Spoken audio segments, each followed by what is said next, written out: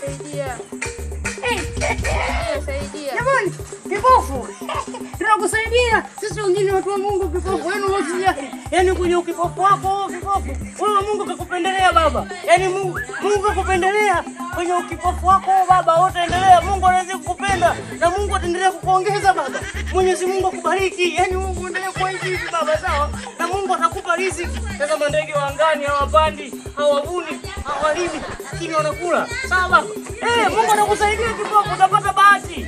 Utapata bahati baba. Umesikia? Endelea kuomba. Utasaidiwa baba.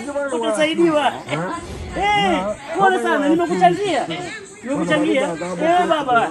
Pole bwana. Sasa jamani.